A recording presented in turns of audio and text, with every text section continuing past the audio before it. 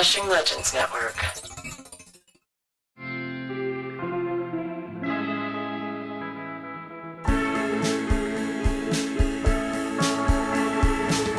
Okay, everybody, welcome back to the show. This is the third time I'm doing it because my mic wasn't on the first 2 times I did it. I'm so glad you're here. I just want to say to my Patreon listeners, thank you so much for your patience. Those bonus episodes are finally dropping. My dog Bowie got his act together. He's putting the shows out. The logjam has been broken. Good dog, Bowie. You're a good boy. I'll give him a treat later. For the rest of you, if you're listening on Apple Podcasts, thank you so much for the beautiful reviews. You guys have been writing some amazing reviews. I love it. If you're listening on Spotify, now I'm talking to you guys specifically. Please, if you're a Spotify listener, review the show. Give me 5 stars. Only do it if you're going to give me 5 stars. You're not going to give me 5 stars, don't bother doing it. Just sit back, relax, enjoy the show. But 5 stars on Spotify. I need more reviews. That would be so great if you guys could do that. And also comment on the episodes. I read those comments. I comment on the comments. So I'm glad you're listening. I hope you enjoy tonight's show. Let's jump in. Here we go.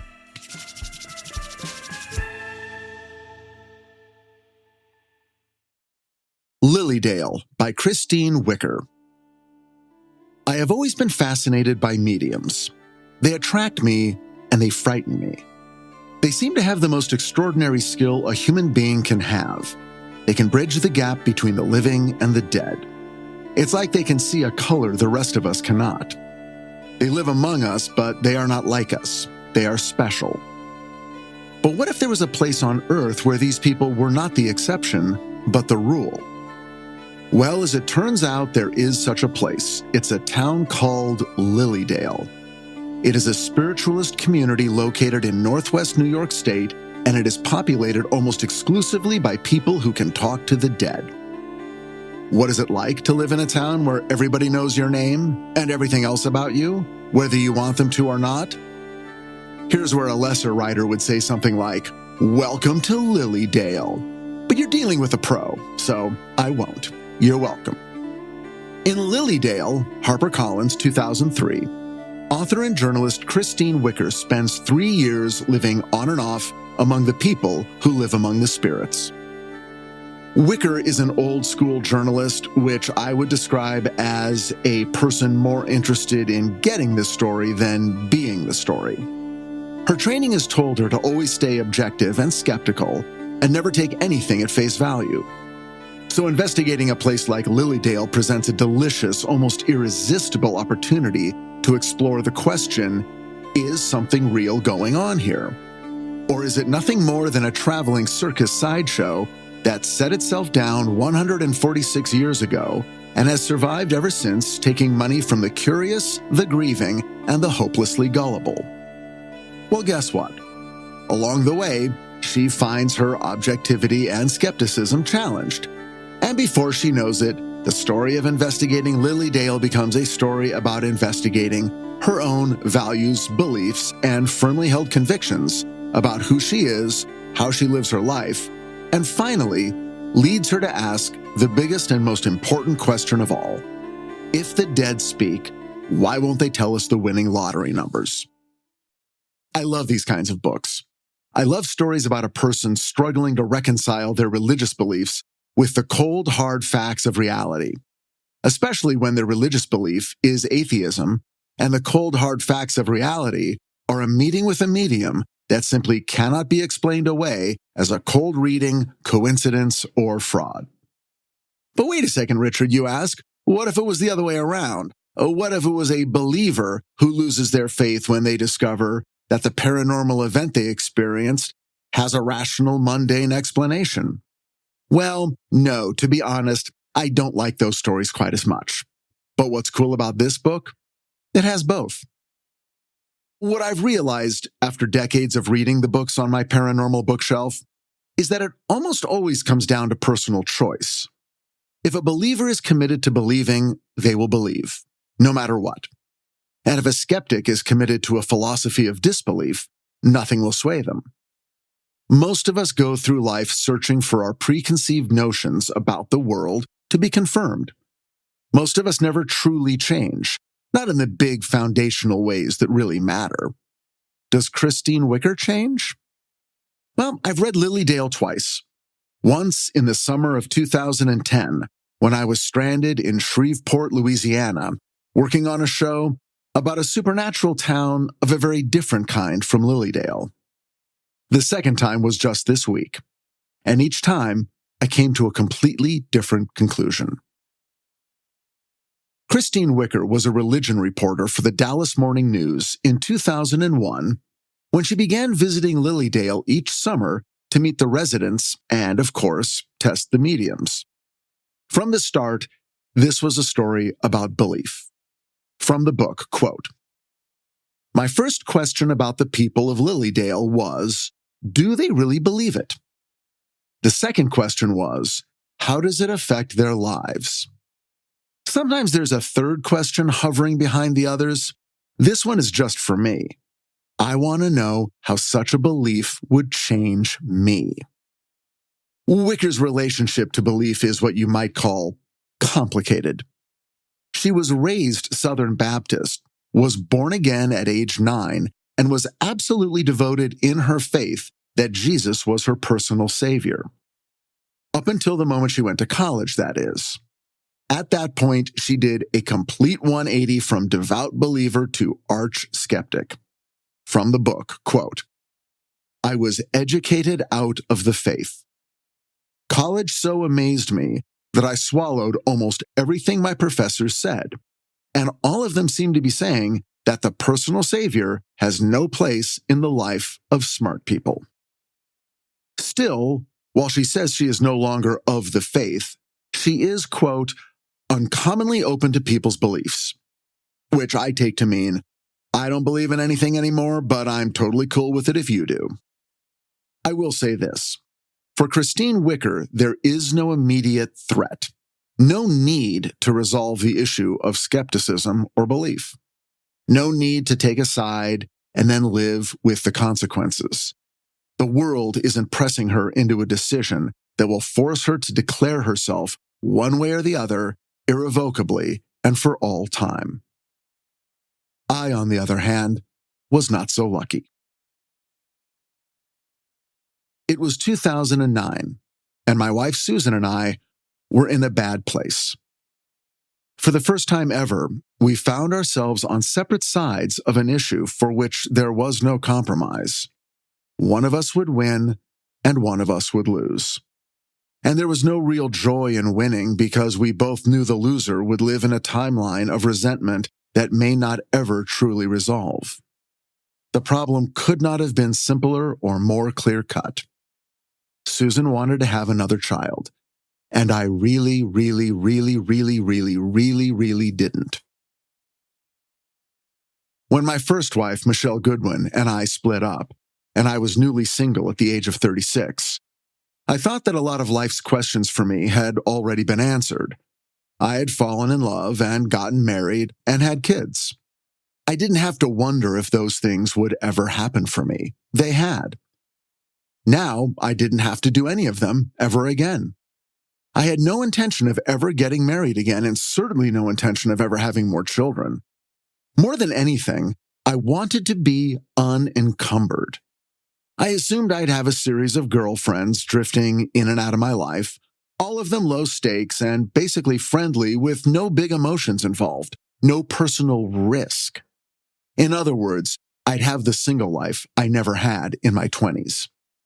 And meanwhile, I'd still be a dad to Owen and Spencer, but I wouldn't have to do it with anyone. I could just be the sort of parent I wanted to be without having to cooperate or compromise with anyone.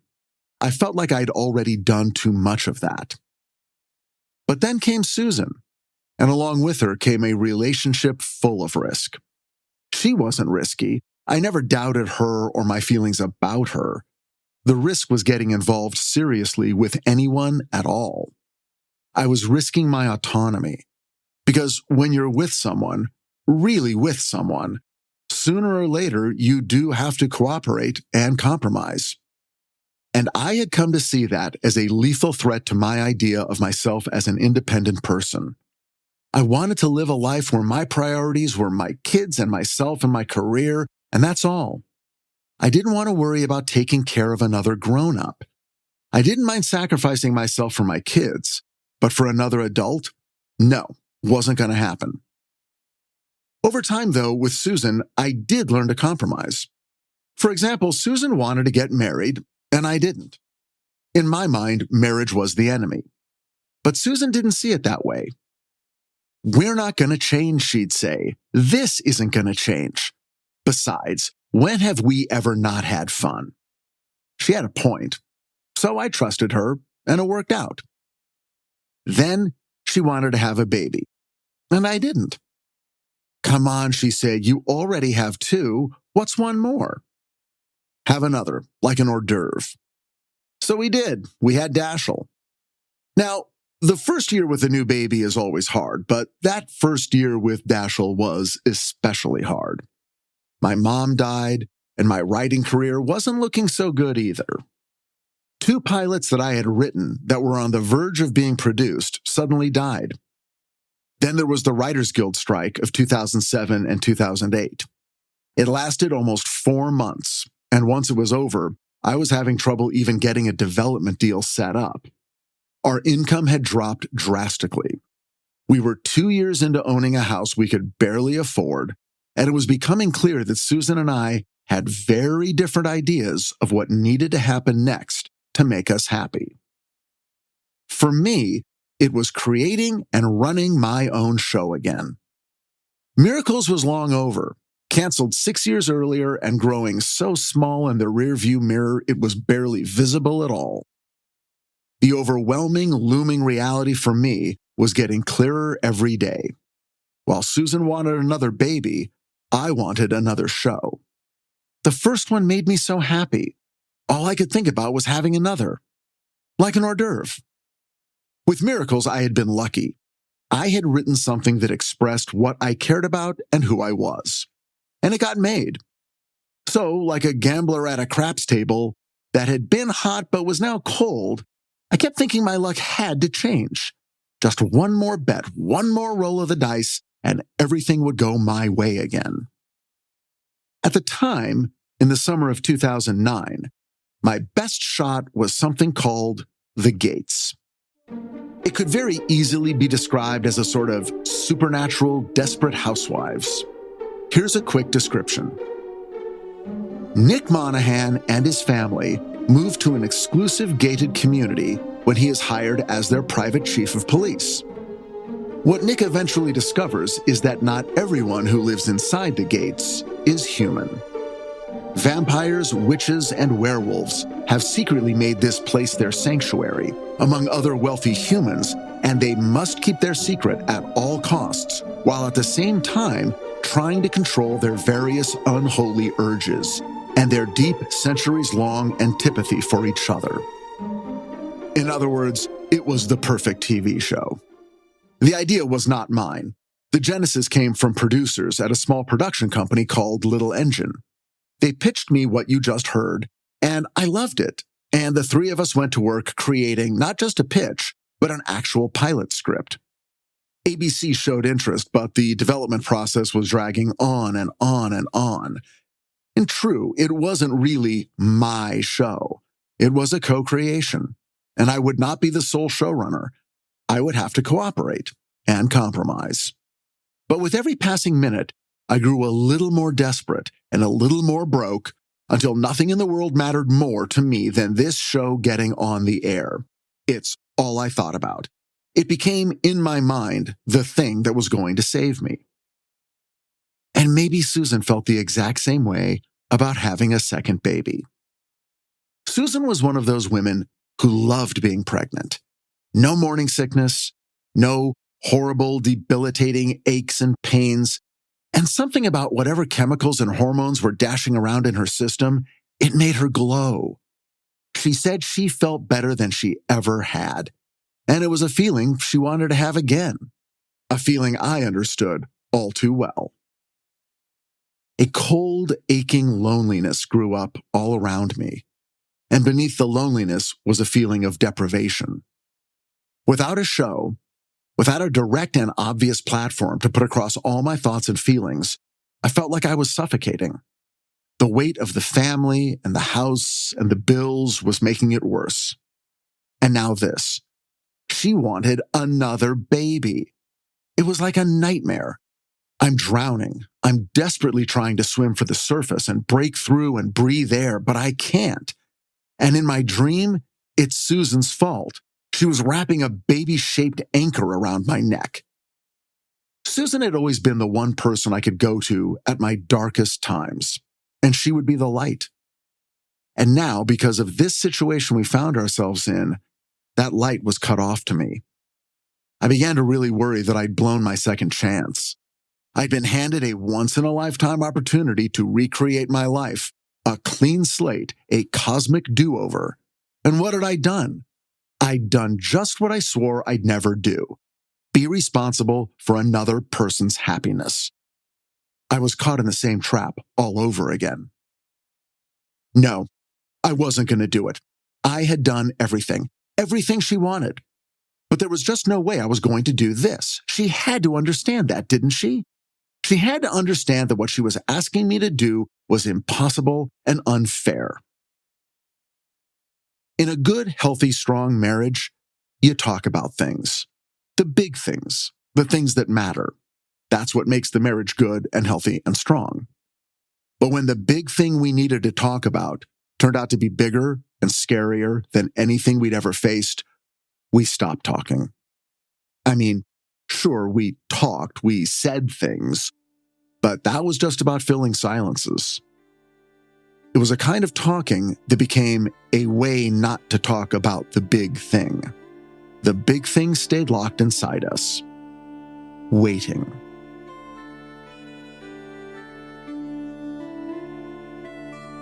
Lilydale was incorporated as a spiritualist community in 1879.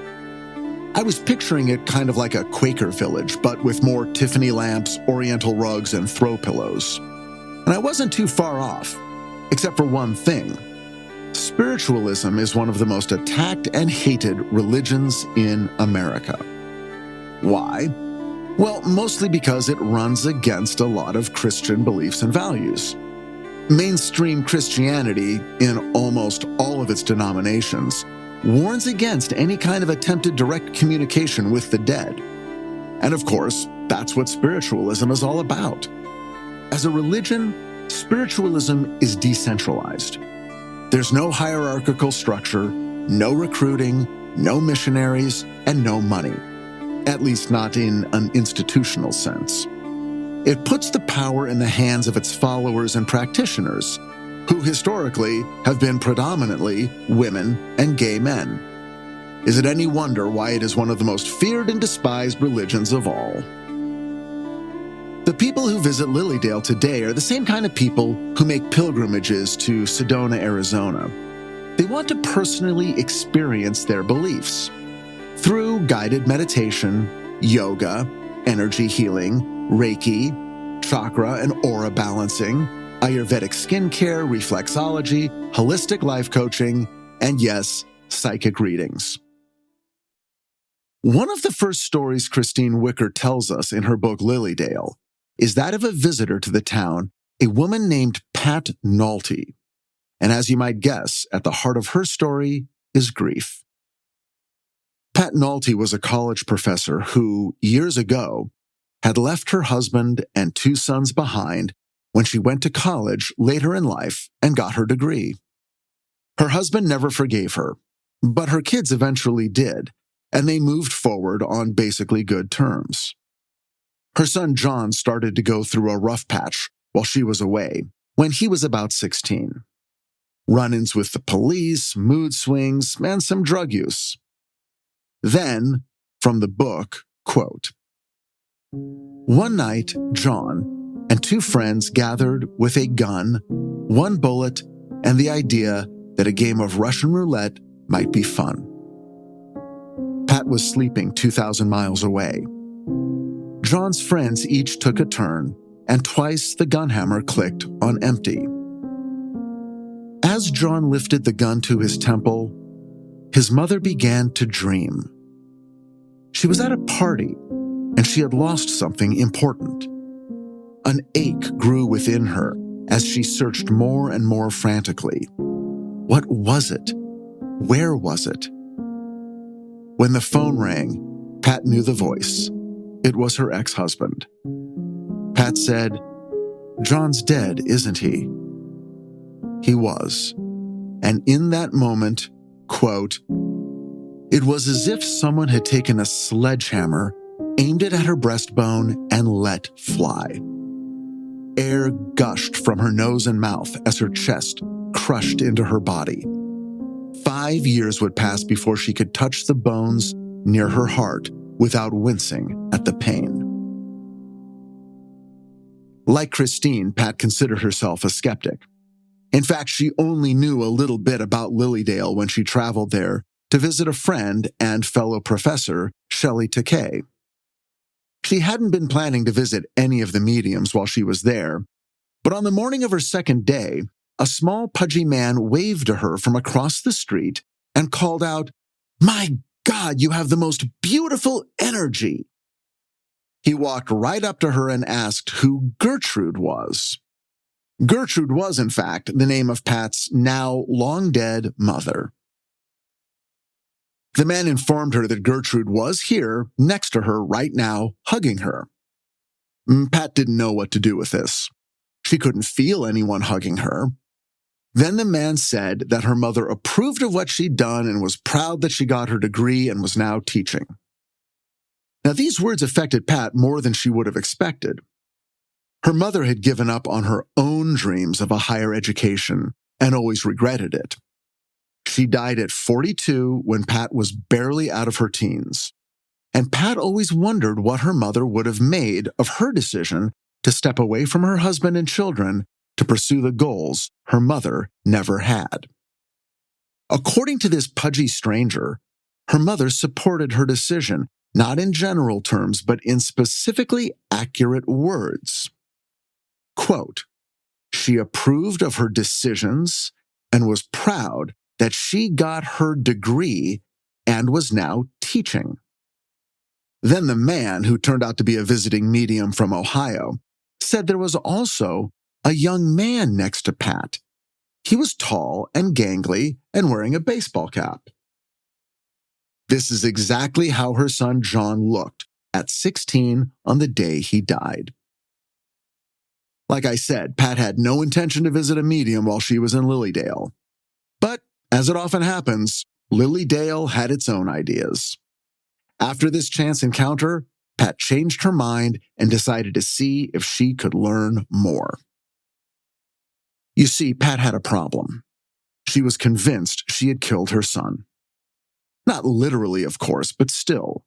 If she hadn't left, if she'd stayed with her family, given up her dream of college and making something of herself and her life, then maybe her son would still be alive. Her visit was with a medium named Lauren Thibodeau.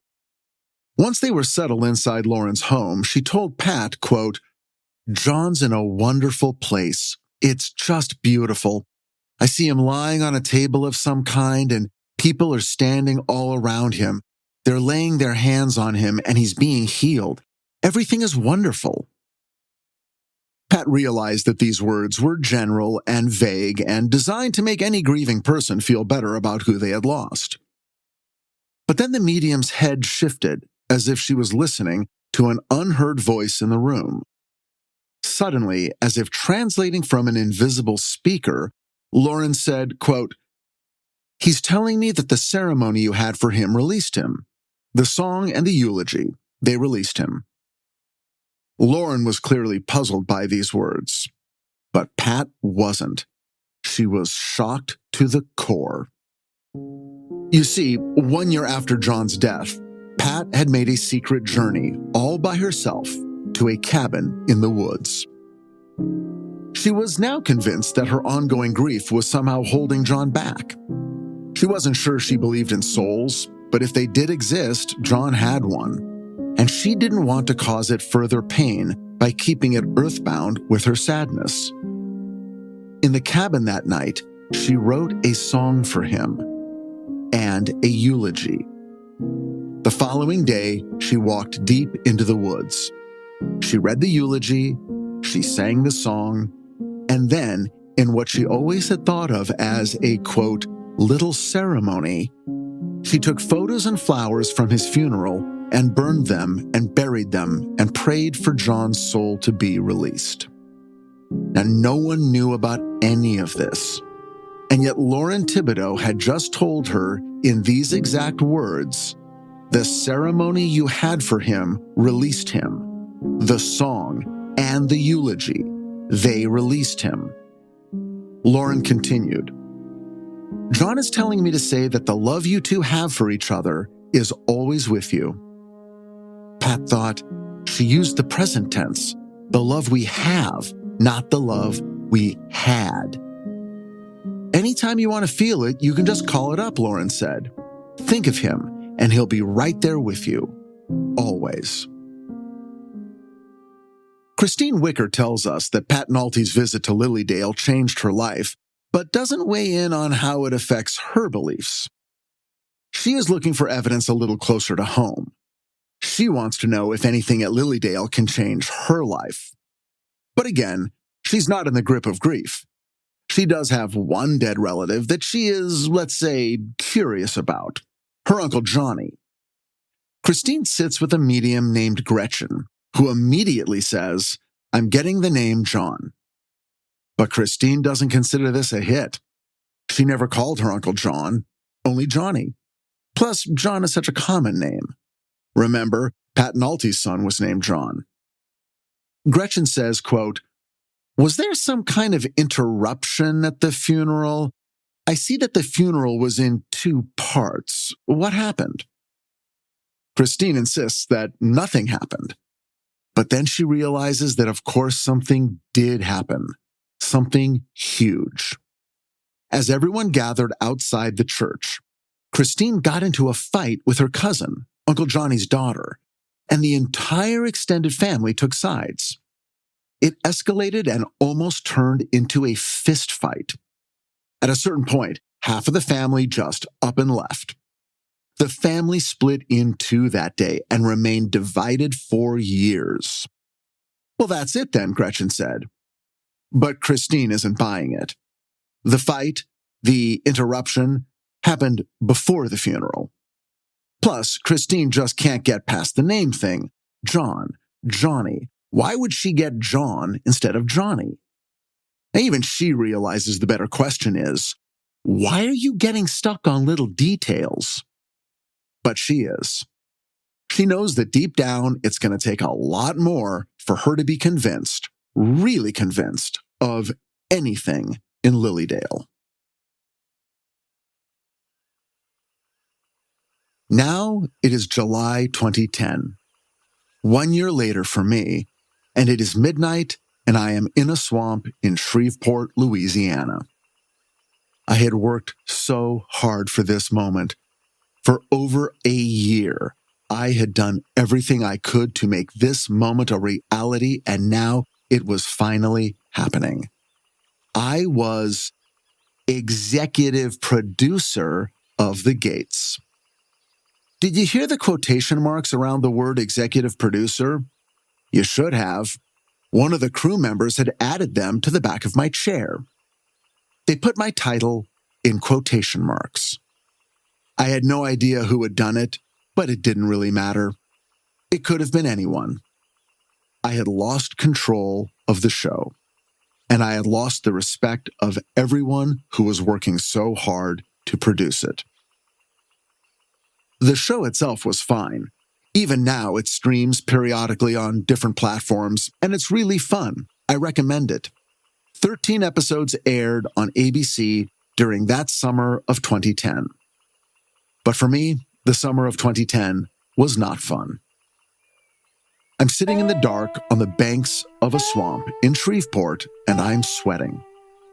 It might be the heat, or it might be humiliation. I've just been yelled at by one of the cast members on the show in front of the entire crew.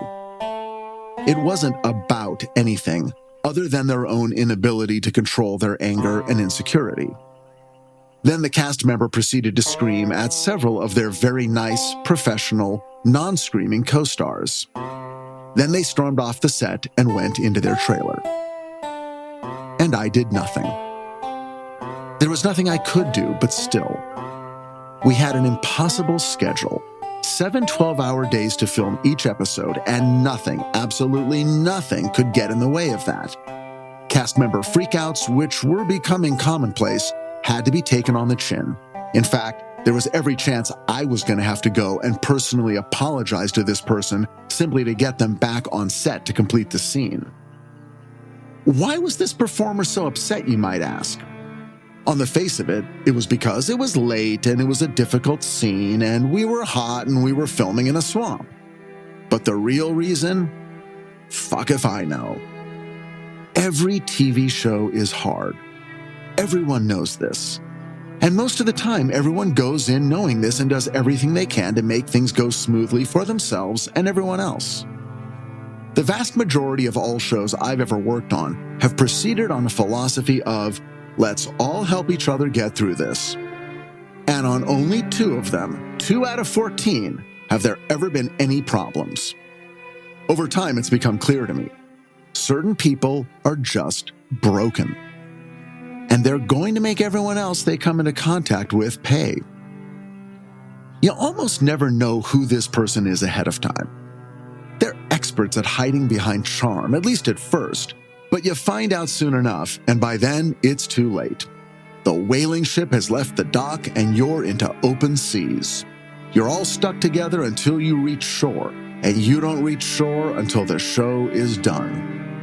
It would have been nice if, like in the old whaling days, I could have, as the captain, simply thrown troublemakers overboard. But that's not how TV works. When the troublemaker is in the cast of your show, there is no throwing anyone overboard. You have to find a way to make it work, or risk being thrown overboard yourself. Because the audience won't notice if the showrunner changes, but they will notice if suddenly one of the stars of the show isn't there anymore. I'm sitting in the dark for good reasons. The first is that I'll be harder to find. I'm the boss here, the top guy. I'm covering set. But it doesn't matter. When someone starts screaming and storming off set, your job is to get them back and continue filming by any means necessary. If I've learned anything about this person, I've learned that engaging with them only makes things worse. So I'm hoping things will work out as they have in the past. The cast member will report back to the set after a cooling off period, which might be an hour, and of course we can't even spare 5 minutes, at which point they will pretend that nothing ever happened. And that's the best outcome, outright gaslighting. But we all go along with it because we have to. We have to get the day's work done. If we don't, the studio will blame the on-set producer, me. They don't want to hear about a cast member throwing a tantrum on set. All they want to hear is that the work got done and that a flawless episode will be delivered on time.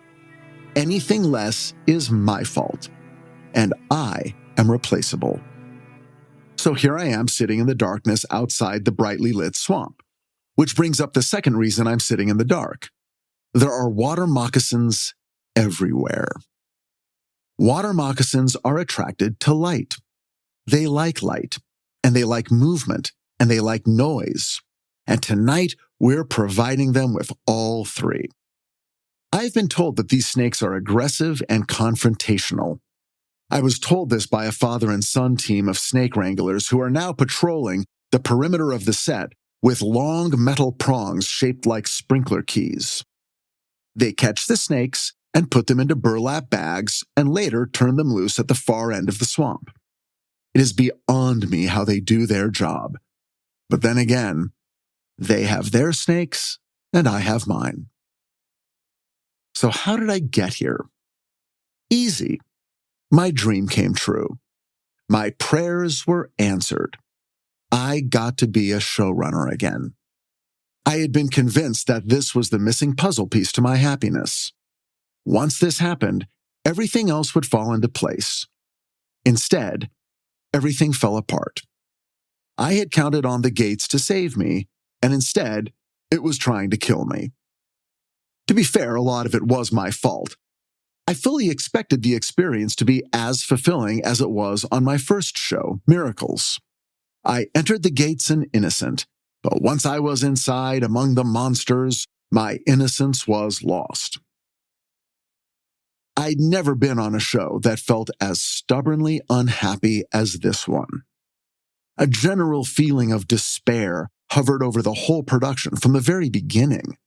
Paranoia, mistrust, deception, and fear. And no matter how hard I tried to turn things around, I couldn't.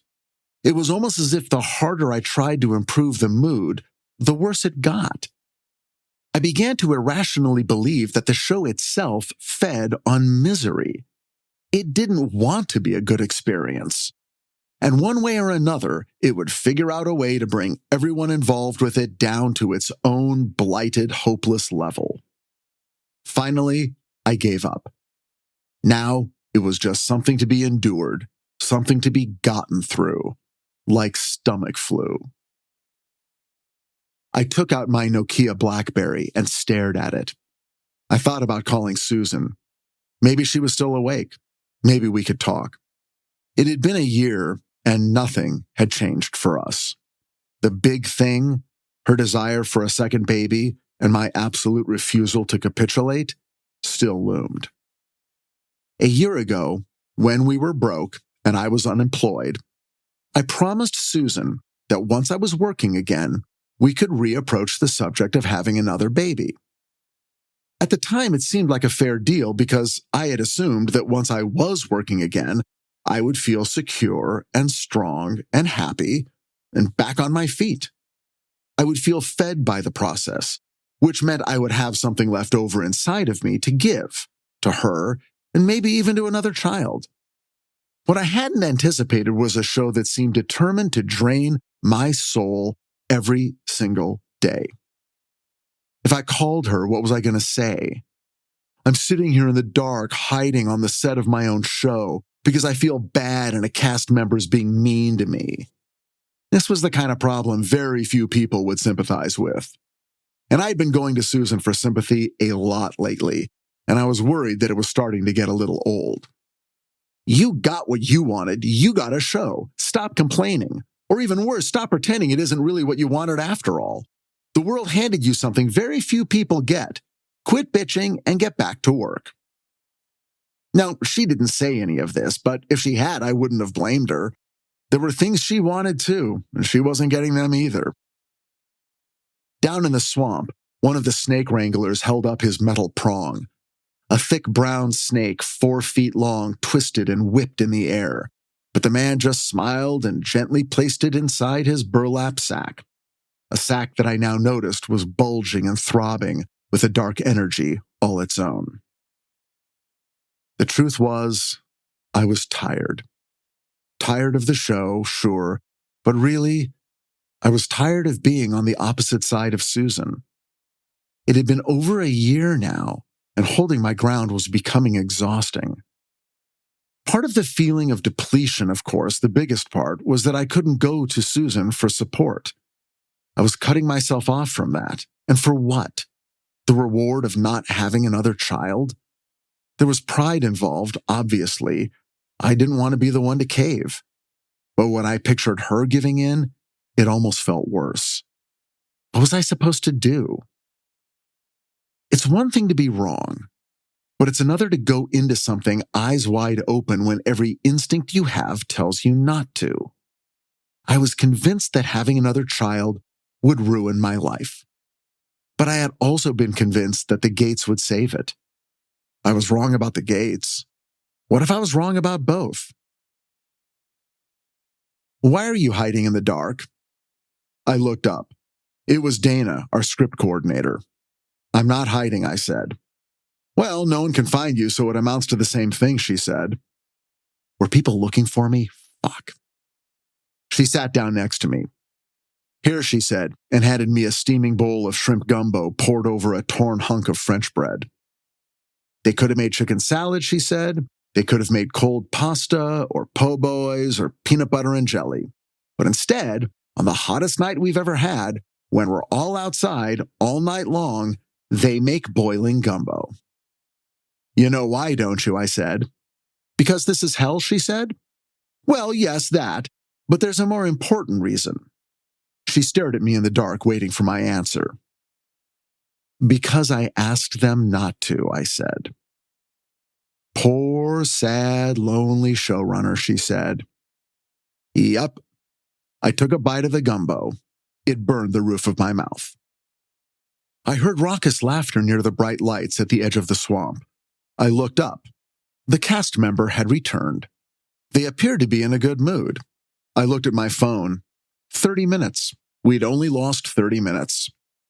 There were 4 more hours to go before wrap. Then 6 more days of this episode. Then 7 more days of production after that. I wanted to go home. I wanted that more than anything in the world.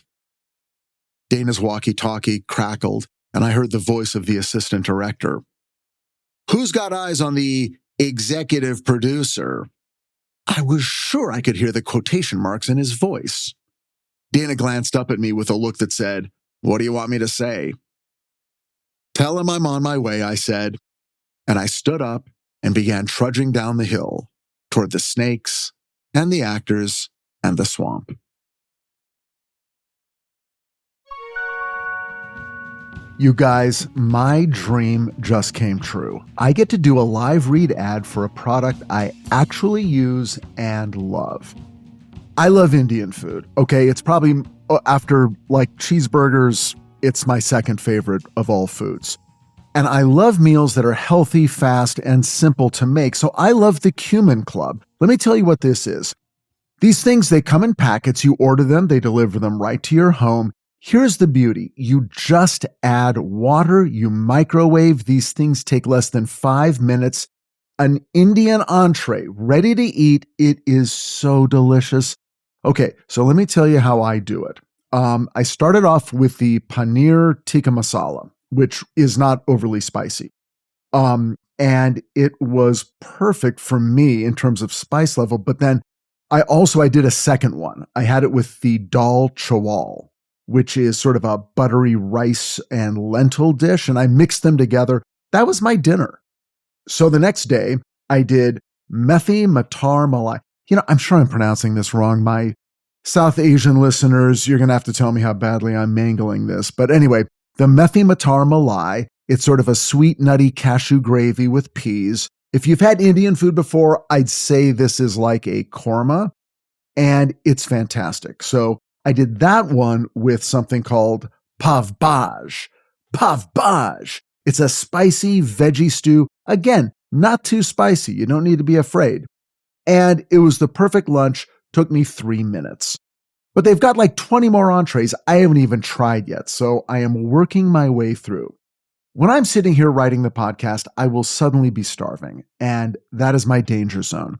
Because that's when I will literally go into the kitchen and grab a bag of Doritos and just eat the whole thing. Don't do that. It's not good for you. It's not good for me. And that's why the Cumin Club is a lifesaver. Like I said, you add water, you put it in the microwave, 5 minutes later, you're eating it. It's a delicious Indian meal you can feel good about. Here's what you do. Click on the link in my show notes or simply go to thecuminclub.com and put in the offer code RHPB. That's going to get you 30% off. I'll say it again. Go to thecuminclub.com or click on the link in my show notes and enter the offer code RHPB, and you're going to get 30% off. Not on your first order, not on your first 2 orders. You're going to get 30% off every single time you order. They're going to deliver it right to your door. Eat something good, healthy, and delicious. You deserve it. You're going to feel good about it. The Cumin Club, authentic Indian flavors straight from the source to your door. I'm going to go have some right now. What am I doing here? Talking about it? I'm going to go eat it.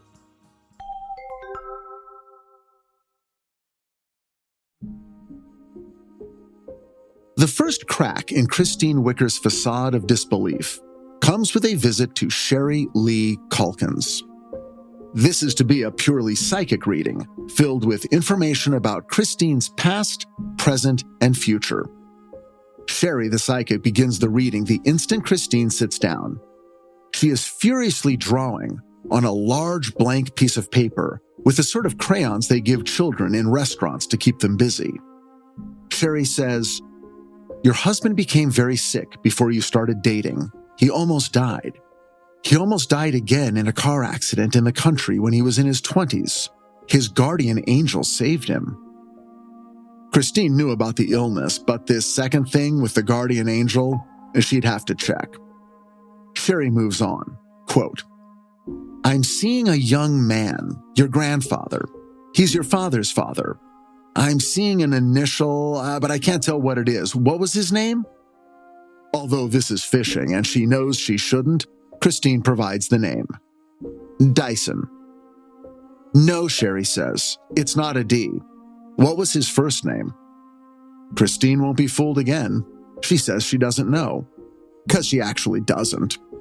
Sherry stares at the crayon-covered paper in front of her and says, "It's an L. His name starts with an L. Check it out." Then she tells Christine that her grandfather had 3 children, although Christine only knew of 2, her father and her uncle. Sherry says there was something physically wrong with the 3rd one, and he died early. Later, Christine calls her husband and asks him if he ever almost died in the country. "Yeah," he says, "a car wreck. The car was totaled." Christine thinks. A guardian angel saved him. After she hangs up with her husband, Christine calls her mother and asks what her father's name was. "Leon," her mother says. An L. Then she asks how many children there were, and her mom quickly says 3. But there was something wrong with one of them, a miscarriage, or he died young. I can't remember. When Christine tallies it up, she gives the session with Sherry a grand total of 8 hits and 6 misses. About a 57% hit rate, which may not sound impressive, but Christine concedes that the hits are specific and idiosyncratic, not 50-50 kinds of things, not a matter of dark hair or blonde, brown eyes or blue. In her words, quote, "The 5 times Sherry was right were not coincidence, were not good guesswork, not things she knew beforehand. And they were not facts she had elicited from me. In many cases, I didn't know the facts. Those 5 messages defied any explanation I had. She said the information came from the spirits. I don't think so, but nobody was coming up with a better story." For the first time, Christine is beginning to think she might be wrong about Lilydale. And Christine Wicker hates being wrong. Susan and Dashiell took a road trip out to Shreveport to join me for my final days on the set of The Gates. On the last day of my episode, everything went wrong. We got hit by a lightning storm that boiled up out of nowhere. We also got hit by a nuclear meltdown from our cast member, first insisting that we cut all their lines from a scene because, quote, "they didn't make sense," and then a second, even bigger meltdown an hour later when they were required to be in the scene in which they had, quote, "no lines." By the time I was driving back over the bridge from Shreveport to Bossier City, I was weak and trembling with fear and anger and helplessness and hopelessness and stress. But at least the final day was over. That's when I got the text. The cast member was buying dinner and drinks for the cast and crew at a restaurant near the hotel and wanted me to come. The same person that had tortured me for 12 straight hours now wanted to party with me. I absolutely couldn't believe it. But Susan wasn't surprised at all. "Your problem," she said, "is that you want them to be consistent, but they never will be. You'll never be able to figure them out or solve them. They're like that lightning storm, totally unpredictable and totally not your fault." She was right. Still, there was no way I was going to voluntarily spend another minute with this person. "Why not?" Susan said. "The worst is over. They're buying. You already suffered through their bad mood. Why cheat yourself out of their good mood?" So we went. And the cast member was more charming, more gracious, more generous, and more sincere than they had ever been. They took me aside privately, and with a complete lack of irony, told me they'd never been on a better set or worked with someone who knew what they wanted so clearly, communicated it so brilliantly on the page, and then handled the production with such complete finesse as to get the very best out of everyone on set. I thought for sure they were fucking with me. I realized suddenly that their compliments were as empty and meaningless as their tirades. "Thank you," I said. Then I walked to the bar and ordered shots all around of the most expensive scotch they had. 2 hours later, we heard the news. ABC Entertainment President Steve McPherson had just resigned. Whether anyone else knew it or not, one thing was now absolutely clear to me. The Gates was dead. Christine Wicker didn't know for sure if the people she met in Lilydale had psychic powers, but one thing she did know for sure was that she didn't. And something about that knowledge made what was going to happen tonight irresistible. Tonight, there would be a demonstration in which the guests would become the psychic mediums for each other. Christine found herself doubtful, but excited, because the one person she could absolutely trust was herself. She wouldn't need to figure out if or how she was faking, because she wouldn't be faking, which meant she would fail, and there was something grounding and reassuring, even thrilling, in that knowledge. They gathered outdoors at the edge of the woods just after sunset and divided into small groups. The instructions were simple. Be quiet, close your eyes, clear your mind. And then, if the spirit moved you, if an image or a feeling came upon you, open your eyes, look around, and approach whoever seemed right. Christine closed her eyes. She was completely at ease, completely relaxed, and she felt no pressure or obligation to produce anything. She could use this time to go over her schedule for tomorrow, and she did. And as she did, she became aware of an image of a woman who she did not know. The woman was chubby and had blue eyes and fluffy white hair. It did not come to her in a flash. It was just there, like the sound of the crickets and the feel of the rapidly cooling air all around her. The woman stood in front of a table that was laid out for dinner. Like she was saying, "You're at the table. There's a place for you at the table." There was nothing shocking or startling about any of this, and there was no emotion attached to it either because Christine knew the woman wasn't talking to her. Christine opened her eyes and immediately focused on a woman in her mid-30s. She approached this woman and simply told her what she saw. The woman looked at her like she was about to cry. "That would be my mother-in-law," she said.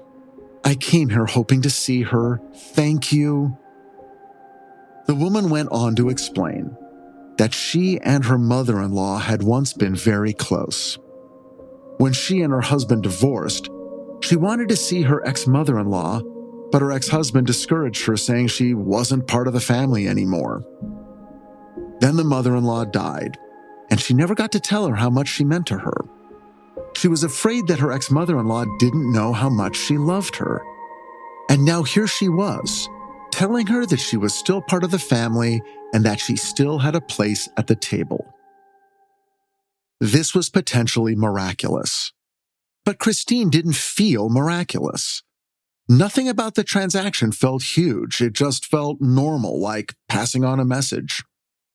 Many of the mediums at Lilydale had described the process in exactly this way. But because the results were so emotionally charged for the recipient, this fact tended to get buried, overlooked. Could it really be this simple? Christine knew that there were an infinite number of images she could have received, and at least 24 people she could have randomly delivered the message to. She also knew that she could have received nothing at all. But of all the possible visions she could have received, she got this one. A chubby old woman with blue eyes and fluffy white hair standing in front of a table. and it meant something to the one person she delivered it to.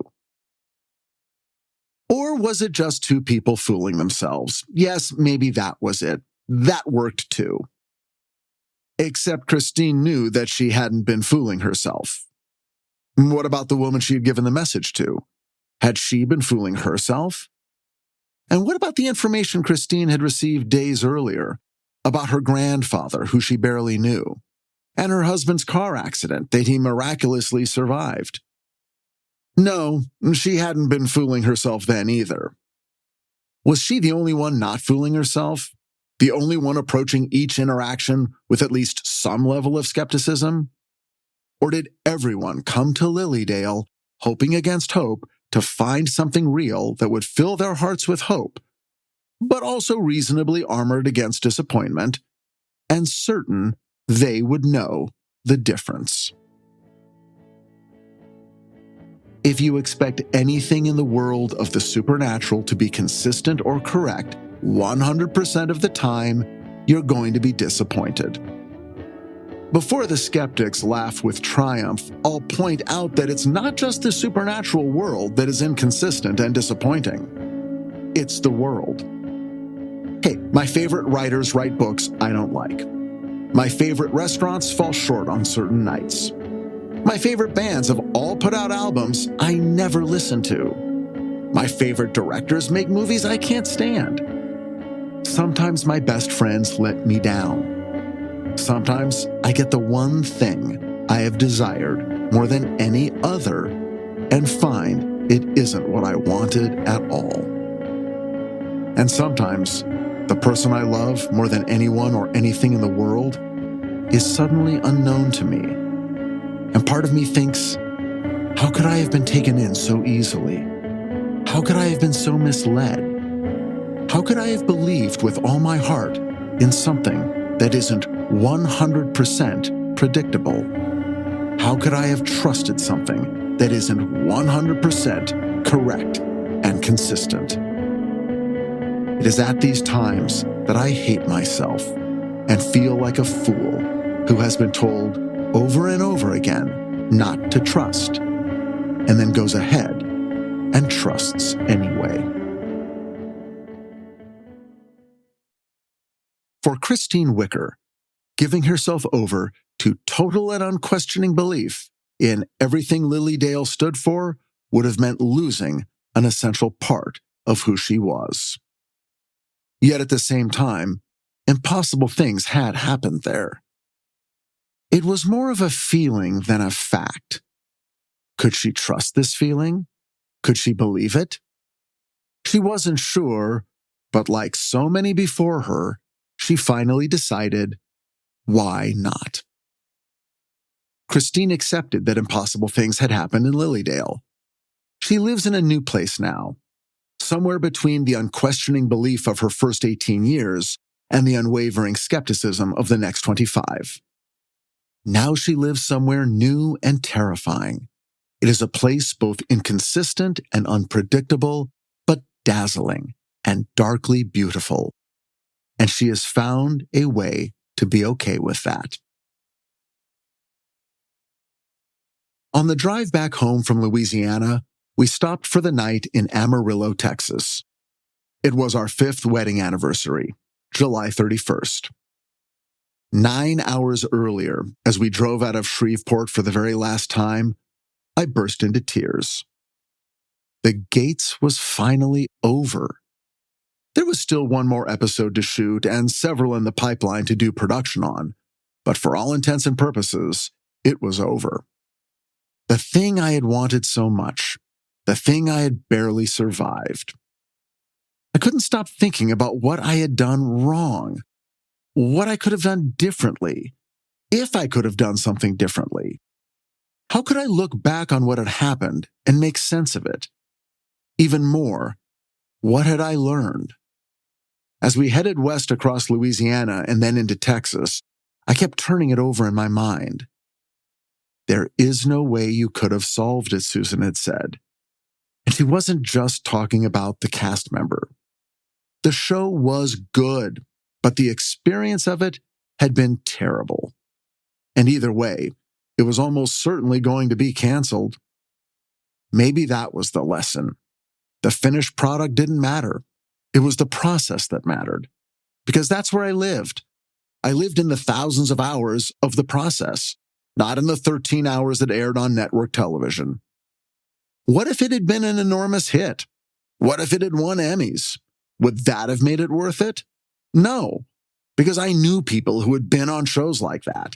Years of their life spiraled down the drain in misery and stress and fear.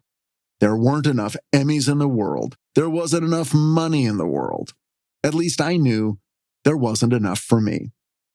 Being successful at that cost wasn't worth it. Maybe that was the lesson too. Success and money weren't the goal. Happiness was the goal. So now that I knew it, what was I going to do about it? While Susan tried to get Dashiell to go to sleep, I walked down a street in Amarillo looking for something she and I could drink in our motel room to celebrate our anniversary. There were no liquor stores in sight, so I stopped at a gas station mini-mart and picked up a six-pack of something called Smirnoff Ice Twisted Watermelon. Sure, it was dumb, clearly a product designed to help kids get into drinking, but for some reason, right now, it felt perfect. I walked back to the motel. It was 8:45 and not quite dark, and I stopped in my tracks when I saw a 1,000-foot wall of black clouds moving toward me across the desert from the west. Bolts of lightning exploded inside it. I had never seen anything like it. It was beautiful, and it terrified me. But at least it was new. When I got to our room, Dashiell was sound asleep. Susan had taken a shower and was wearing one of my t-shirts and nothing else. "What's that?" she said when she saw the six-pack in my hand. "It's pretty much all they had," I said. "We're in Texas," she said. "Wasn't there anything with Cuervo?" Sorry, you're right. I wasn't thinking." We filled 2 glasses with ice, and the bright pink stuff bubbled weakly, and we toasted our anniversary and took a sip. "Tastes like bubblegum," I said. "Bubblegum air freshener," she said, and kissed me. "Hang on," I said. "Look, I've been thinking." And then I told her what I'd been thinking. I made it sound like a big decision, one that I'd wrestled with for weeks. But really, it had just come to me in the middle of that giant black lightning-filled cloud. She looked at me with pure shock, like someone who has been running as hard as they can to break down a locked door, and when they get there, the door suddenly swings open in front of them. "Okay," she said. "Wow, okay. You could give a girl some warning." "I'm sorry," I said. "I thought this was what you wanted." "It is," she said. "I just need a second." I couldn't blame her. I'd done a complete 180. I wasn't even sure why. I hoped it wasn't for all the same reasons I'd ever done anything for my mom or for Michelle, because I thought making them happy was more important than making me happy. But right now, I was happy. I was leaving a nightmarish dream behind me, and hopefully heading into something better. And I was in a motel room in Texas getting drunk with a half-naked girl. A half-naked girl I loved more than anything in this world, who also happened to be my wife. We started kissing, and then more.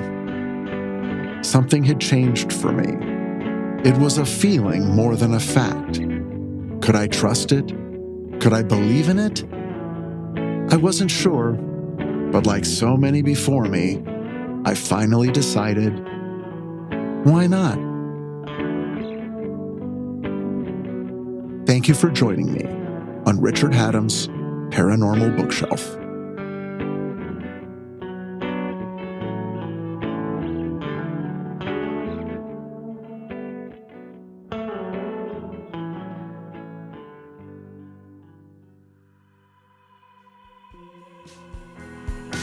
Richard Hatem's Paranormal Bookshelf is presented by Astonishing Legends, 134 West, and Summerland Entertainment.